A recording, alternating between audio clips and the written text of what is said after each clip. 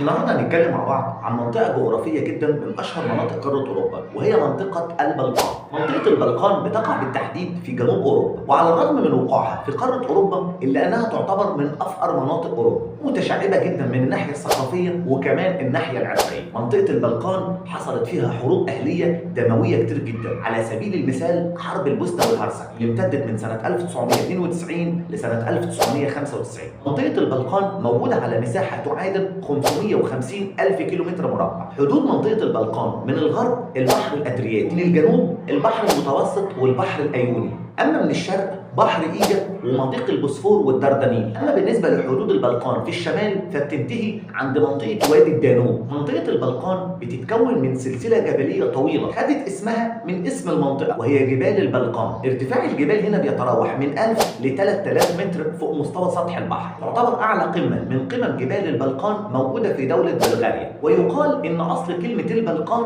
اسم أطلقوا عليها الأتراك لما لقوا صعوبة كبيرة جدا في دخول منطقة البلقان بسبب وعورة التضاريس. كلمة البلقان في الأساس أطلقت على جبل هناك موجود في دولة بلغاريا، الجبل ده اسمه ستارا بلانينا. كلمة البلقان نفسها ليها أكتر من معنى على حسب الشعوب اللي بتطلق الكلمة. يعني أحيانا كلمة البلقان نلاقيها في بعض القواميس معروفة باسم جبال المنحدرة المتغطية بالغابات، ده فعلا لأن جبال البلقان مغطاة بالغابات والحشائش والمستنقعات. الكاتب والأديب شمس الدين سامي عرف كلمة البلقان في الكتب بتاعته بمعنى كلمة سلسلة منحدرات، أو إنها برضو جبال مغطاة بالغابات والأشجار. دول البلقان يا جماعة حوالي 12 دولة: دولة رومانيا وعاصمتها مدينة بوخارست، دولة صربيا وعاصمتها مدينة بلغراد، دولة البوسنة والهرسك وعاصمتها مدينة سراييفو، دولة الجبل الأسود وعاصمتها مدينة بودغوريشتا، دولة اليونان وعاصمتها مدينة أثينا، دولة بلغاريا وعاصمتها مدينة صوفيا، دولة ألبانيا وعاصمتها مدينة تيرانا، دولة مقدونيا وعاصمتها مدينة اسكوبيا، دولة تركيا وعاصمتها مدينة أنقرة، دولة كوسوفو وعاصمتها مدينة بريشتينا،